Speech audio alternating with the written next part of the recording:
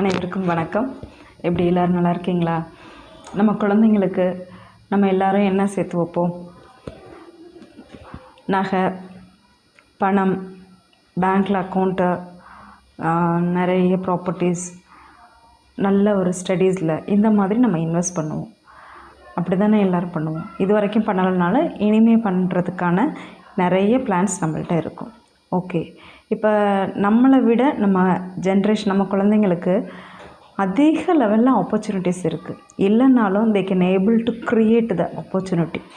So அந்த அளவுக்கு எஜுகேஷன்ஸும் சரி, இப்போ இருக்கிற ட்ரெண்டிங் நல்ல டெவலப் ஆகி போயிட்டுருக்கு.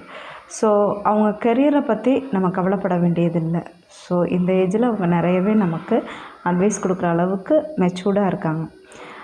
அவங்க சர்வைவல்னு பார்த்தா ஓகே, பட் நம்ம செய்ய வேண்டிய முக்கியமான விஷயங்கள்னு சில இருக்குது. அதை நம்ம தான் செய்யணும். நம்ம செஞ்சால் மட்டும்தான் நம்ம குழந்தைங்களுக்கு அது யூஸ்ஃபுல்லாக இருக்கும். அது என்ன சேவிங்ஸ் அப்படின்னா, என்விரான்மெண்ட். நம்ம என்விரான்மெண்டலில் எந்த அளவுக்கு டெபாசிட் பண்ணுறோம் அப்படிங்கிறது ரொம்ப முக்கியம். டெபாசிட் அப்படின்னா நிறைய மரங்களை நம்ம நடணும். இருக்கிற மரத்தை வெட்டாமல் அதை நல்லபடியாக பார்த்துக்கணும். அது ரொம்ப முக்கியம். நம்ம ஃப்யூச்சரில் அவங்க தண்ணிக்கும் காற்றுக்கும் காசு கொடுத்து வாங்குகிற நிலைமை இல்லாமல் நல்ல ப்யூர் ஆக்சிஜனாக நம்மளை மாதிரியே அவங்களும் ரிலாக்ஸான ஒரு என்விரான்மெண்டலில் அவங்க இருக்கணும். That is a main thing. So அதில் இன்வெஸ்ட் பண்ணுவோம். இண்டிவிஜுவலாக நம்ம கேர் பண்ணால் மட்டும்தான் we can change the environment.